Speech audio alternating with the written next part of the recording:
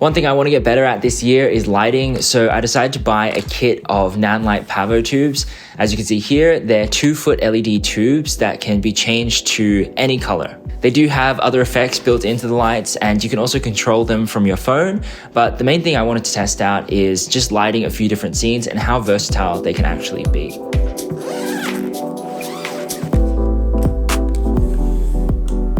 For the first setup, I have attached both of the Pavotubes to the same light stand using just a small rig clamp and a magic arm, making sure that this goes around the barn door, as I did want the barn doors to help shape the light and not spill too much on the background. This is more for just making a stronger key light. It looks pretty good, I think. You can see that if I didn't have the barn doors, it would spill a little bit more on the background. But for now, I think shaping it a little bit more with the barn doors is good. One cool thing is you can connect both of the lights to your phone just using the Nanlink app, so I can control the brightness of both of them. And I've currently set both of them to 5600 Kelvin and around 30% each. I do have a diffusion which I can play around with, putting it in front and maybe turning them, say, to about 60% each, because the diffusion takes out quite a lot of light.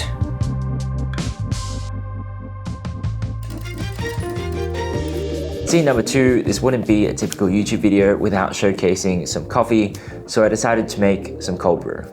I brought the lights in close. As I'm shooting macro, I wanted to get as much detail as possible, making sure that the product is lit. And then I kept them as one to make them just a large light source and turn them to be a little bit warmer as well to fit the warm, roasted coffee aesthetic.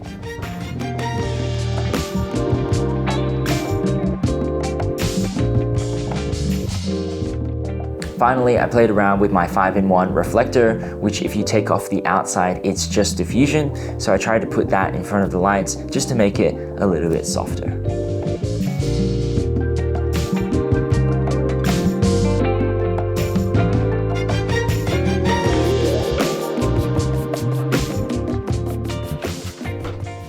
For the third and final setup, going to be a little bit more dramatic this time. So I've got the single Pavotube. This time I've added the grid to help reduce the spread of the light. Then I'm going to mount it to the friction arm.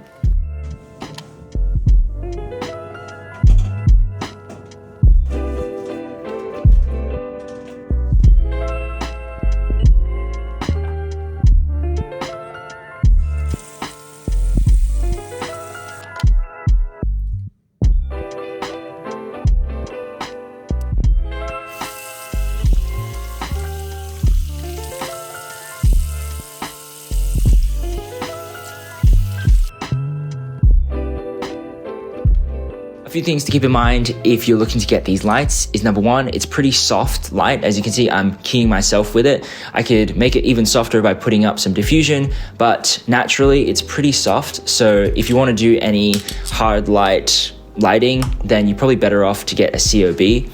In addition to that, it is quite a widespread light. So I would definitely recommend the barn doors if you're looking to shape it a little bit more.